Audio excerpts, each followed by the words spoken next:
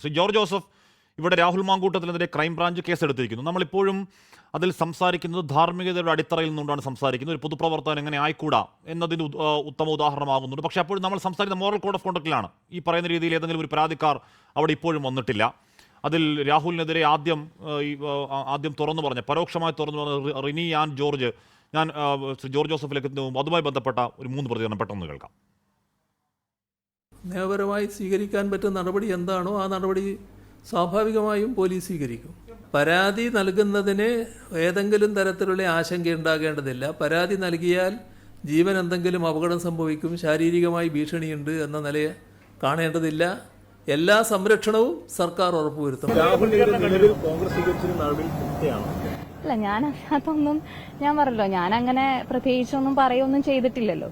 അപ്പൊ അതിനെക്കുറിച്ച് ഞാനിപ്പോ പറയാൻ ആഗ്രഹിക്കുന്നില്ല. ഇനി തീർച്ചയായിട്ടും പറയുന്നതായിരിക്കും. ഒരു പരാതിയില്ലാതെ, അതുപോലെ തന്നെ ഒരു തെളിവില്ലാതെ ഒരു കേസ് ആർക്കെതിരെ എടുത്താലും ആ കേസ് എങ്ങനെയാണ് നിലനിൽക്കുന്നത്? അത് കോടതിയിൽ നിലനിൽക്കില്ലല്ലോ. ജോർജ് ജോസഫ്, അങ്ങനെ ഒരു പരാതിക്കാർ ഇതുവരെ നമുക്കറിയില്ല. ഏതോ പരാതികളോ ഇനി വരാനുണ്ട് എന്ന് പറയുന്നുണ്ട്. ഇനിയിപ്പം ഈ മുഖമുള്ള പരാതിക്കാർ, ഈ പറയുന്ന രാഹുൽ മാങ്കൂട്ടത്തിനെതിരെ ലൈംഗികമായ അത്തരം അതിക്രമങ്ങൾ നേരിട്ട മുഖമുള്ള പരാതിക്കാർ ഇല്ല എന്നതിനർത്ഥം പരാതിക്കാരില്ല എന്നുള്ളതല്ല, അവർ പുറത്തു വരാത്തതുമാകാം. പക്ഷെ നമ്മൾ നിയമത്തിൻ്റെ കണ്ണിൽ കൂടി നോക്കുമ്പോൾ ഈ ക്രൈംബ്രാഞ്ച് എടുത്ത കേസിൻ്റെ പോസിബിലിറ്റി, അതിൻ്റെ പ്രോബബിലിറ്റി എങ്ങനെയാണ് ശ്രീ ജോർജ് ജോസഫ്? ക്രൈംബ്രാഞ്ചിന് ഇങ്ങനൊരു കേസ് എടുക്കാൻ കഴിയില്ല നിയമപരമായിട്ട്. എൻ്റെ വ്യക്തിപരമായ അഭിപ്രായമാണ്. കാരണം ഒരു 154 CRPC അല്ലെങ്കിൽ BNS അനുസരിച്ച് ഒരു പോലീസ് ഓഫീസർ, പോലീസ് സ്റ്റേഷൻ്റെ ചാർജുള്ള ഒരു ഓഫീസർക്ക് മാത്രമേ കേസെടുക്കാൻ കഴിയുള്ളൂ.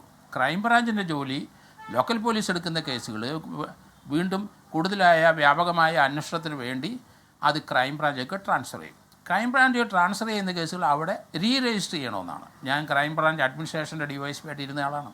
കേരളത്തിലെ മുഴുവൻ ജൂറിസ്ഡിക്ഷനുള്ള ഒരാളായിട്ട് ഇരുന്നതാണ്. അപ്പം അവിടെ സോമോട്ടോ ആയിട്ട് കേസ് എടുക്കുന്ന ഏത് സാഹചര്യം എന്ന് പറഞ്ഞാൽ, ഇവിടുന്ന് ഒരു മർഡർ കേസ് അങ്ങോട്ട് ട്രാൻസ്ഫർ ചെയ്തു, ക്രൈംബ്രാഞ്ചിലേക്ക് ലോക്കൽ പോലീസ് എടുത്ത കേസ് അങ്ങോട്ട് ട്രാൻസ്ഫർ ചെയ്തു. അപ്പോൾ അവിടുത്തെ DYSP ആ കേസ് രജിസ്റ്റർ ചെയ്യും. ഒരു പുതിയ FIR കൂടെ എടുക്കും, പുതിയ FIR നമ്പർ വരും. അതിനുശേഷം അത് അവരന്വേഷിക്കും. ആ കേസുമായിട്ട് ബന്ധപ്പെട്ട് കണക്റ്റായിട്ട് കുറേ കേസുകൾ വന്നാൽ ആ കേസുകൾ അവിടെ തന്നെ രജിസ്റ്റർ ചെയ്യാം. ഇതാണ് അതിൻ്റെ പ്രൊവിഷൻ. പക്ഷേ ഇന്ത്യയിലെ ക്രിമിനൽ പ്രൊസീജിയർ കോഡിലനുസരിച്ച് ഇവിടെ ഒരു പോലീസ് ഓഫീസർ എന്ന് പറയുന്നത് ഒരു കേസെടുക്കാൻ കപ്പാസിറ്റിയുള്ള നിയമപരമായിട്ട് ഒരു പോലീസ് സ്റ്റേഷനിലെ SHOയ്ക്ക് മാത്രമേ ഉള്ളൂ. അതിനുശേഷം മാത്രമേ അത് ഹയറായിട്ട് ക്രൈംബ്രാഞ്ചിലേക്ക് ട്രാൻസ്ഫർ ചെയ്യാൻ പറ്റുള്ളൂ. ഇപ്പോൾ ഇവിടെ സോമോട്ടായിട്ട് അവിടെ ഒരു DYSP എടുത്തു കഴിഞ്ഞാൽ അത് വലിയ പ്രശ്നത്തിൽ തന്നെയാവും. കാരണം അതിന് അധികാരമില്ല. അങ്ങോട്ട് ട്രാൻസ്ഫർ ചെയ്ത് രജിസ്റ്റർ ചെയ്ത് കഴിഞ്ഞാൽ എടുക്കാം. അതുമായിട്ട് കണക്ട് ചെയ്ത് എത്ര കേസ് ഉണ്ടെങ്കിലും അദ്ദേഹത്തിന് എടുക്കാം, ആ കേസ് ട്രാൻസ്ഫർ ചെയ്തതായിട്ട് കണക്ട് ചെയ്തിട്ട്. പക്ഷേ ഒരു ലോക്കൽ പോലീസ് SHO, ഇന്ത്യയിലെ നിയമം അങ്ങനെയാണ്. ഒരു SHOയുടെ അധികാരം അവർക്ക് പ്രാഥമികമായിട്ട് ഇല്ല എന്ന് പറയേണ്ടി വരും. അല്ല ജോർജ് ജോസഫ്, നമ്മൾ ഹേമ കമ്മിറ്റി റിപ്പോർട്ടിൽ നിരന്തരം ചോദിച്ചുകൊണ്ടിരുന്നത് ഒരു കൊഗ്നൈസബിൾ ഒഫൻസിനെ കുറിച്ചുള്ള അറിവുണ്ടായാൽ എന്തുകൊണ്ട് പോലീസ് കേസെടുക്കുന്നില്ല എന്നാണ് ആ ദിവസം നമ്മൾ ചോദിച്ചുകൊണ്ടിരുന്നത്. അതിന് സർക്കാരിനുമായി എന്താ പറയാ ഭാഗം പറയാൻ വരുന്നവർക്ക് മറുപടി ഉണ്ടായില്ല. ലാസ്റ്റ് കോടതി പോയിട്ടാണത് SIT ഉണ്ടാവുന്നത്, കേസെടുത്തു. പക്ഷേ കേസിൻ്റെ അധോഗതി എങ്ങനെയാണ് നമ്മൾ കാണുന്നുണ്ട് ഇപ്പോൾ. ജോർജ് ജോസഫ്, ആ യുക്തി ഇവിടെ ബാധകമല്ലേ? ഇപ്പോൾ ആ സമയത്ത് കൊഗ്നൈസബിൾ ഒഫൻസിനെ കുറിച്ച് പോലീസിന് അറിവുണ്ടായിട്ട് പോലീസ് കേസെടുത്തില്ലെങ്കിൽ ഇവിടെ കൊഗ്നൈസബിൾ ഒഫൻസിന് പോലീസിന് അറിവുണ്ട്. ഇല്ലില്ല, അത് രണ്ടും വ്യത്യാസമാണ്. പോലീസ് എടുക്കേണ്ടതാണ്. ഹേമ കമ്മിറ്റിയുടെ കേസ് എവിടെയാണത്? ലോക്കൽ പോലീസ് സ്റ്റേഷനിലേ എടുത്തത്, അല്ല ക്രൈംബ്രാഞ്ചാണോ എടുത്തത്? അങ്ങനെ ഒരു അധികാരം ചാടി ക്രൈംബ്രാഞ്ചിന് ഇല്ല എന്ന് മനസ്സിലാക്കിക്കോളൂ. അല്ലല്ല, അവിടെയാണ് തെറ്റുന്നത്. പോലീസിനെ സോമോട്ടോ ആയിട്ട് കേസെടുക്കാമെന്നൊക്കെ ലോക്കൽ പോലീസിൽ കൊടുത്തിട്ട് അവിടുന്ന് രജിസ്റ്റർ ചെയ്തിട്ടാണ് വന്നിരിക്കുന്നത്. മുഴുവൻ കേസും അങ്ങനെയാണ്. ഹേമ കമ്മിറ്റിയുടെ മുഴുവൻ കേസ് പിന്നീടാണ് അത് റെഫർ ചെയ്യുന്നത്. സ്പെഷ്യൽ ടീമിനെ ഏൽപ്പിക്കുകയാണ്. അല്ലാതെ ഒരു സ്പെഷ്യൽ ടീമിന് ഇന്ത്യയിൽ അല്ലെങ്കിൽ ഒരു ക്രൈംബ്രാഞ്ചിന് നേരിട്ട് ഒരു കോഗ്നിസബിൾ ഒഫൻസ് ഒരു പോലീസോ SHOയുടെ അധികാരം അവർക്കില്ല. ഉള്ളത് എപ്പോഴാണ്? ഒരു കേസ് ട്രാൻസ്ഫർ ചെയ്യുമ്പോൾ അധികാരമുണ്ട്. അവിടുത്താണ് അതിൻ്റെ വ്യത്യാസം. അതുകൊണ്ട് ക്രൈംബ്രാഞ്ച് ഒരു DYSP എടുത്തു കഴിഞ്ഞാൽ ലോക്കൽ പോലീസിൻ്റെ അധികാരം ഉപയോഗിച്ചെടുക്കുന്ന FIRന് തുല്യതയില്ല. അതിന് നേരത്തെ പറഞ്ഞു, ഇപ്പോഴും നമ്മൾ പറയുന്നത് ഈ റിനി ആൻഡ് സണ്ണി എന്ന് പറയുന്ന ആളാണ്. രാഹുലിന്റെ പേര് പറഞ്ഞില്ലെങ്കിലും ഹൂ കേസ് എന്ന രാഹുലിലേക്ക് വിരൽ ചൂണ്ടുന്ന രീതിയിൽ ഉള്ള പരാമർശങ്ങൾ നടത്തി ആദ്യം രംഗത്ത് വരുന്നത്. പിന്നീട് ഈ ഹണി ഭാസ്കരൻ എന്ന് പറയുന്ന എഴുത്തുകാരി വന്നു. പക്ഷേ ഹണി ഭാസ്കരൻ പറയുന്നതിനകത്ത് ഈ പറയുന്ന പ്രശ്നങ്ങളൊന്നുമില്ല. ഏതെങ്കിലും തരത്തിൽ ലൈംഗിക അപ്രോച്ച് നടത്തി എന്ന പരാമർശമൊന്നും അതിലില്ല. ബാക്കി അണി ഭാസ്കരൻ പറഞ്ഞ് ഹിയർസേ ആയിട്ടുള്ള കാര്യങ്ങൾ പറയുകയാണ്. ആ നിയമത്തിൻ്റെ അടിസ്ഥാനത്തിൽ എത്ര നിൽക്കുമെന്ന് അറിയില്ല. ഇനി റിനി ആൻഡ് സണ്ണി എന്ന് പറയുന്ന നടി ഇന്ന് സംസാരിക്കുമ്പോഴും ഞാൻ അങ്ങനെയൊന്നും പറഞ്ഞിട്ടില്ലല്ലോ, അത് എന്താ വരട്ടെ നോക്കാം എന്നൊക്കെ പറഞ്ഞ് ഇപ്പോഴും ഏതെങ്കിലും തരത്തിൽ ഒരു പരാതിക്കാരി എന്ന സ്റ്റാറ്റസിലേക്ക് വരുന്നു എന്ന സൂചന അവർ നൽകുന്നില്ല. ശ്രീ ജോർജ് ജോസഫ്, നമ്മൾ ഇപ്പം നിയമത്തിൻ്റെ കണ്ണിൽ അന്വേഷണത്തിൻ്റെ പരിധിയിൽ നമ്മൾ ഈ പറഞ്ഞ ധാർമ്മികത നിലനിൽക്കില്ല. അതിന് തെളിവുകൾ വേണം, അതിന് പരാതിക്കാർ വേണം.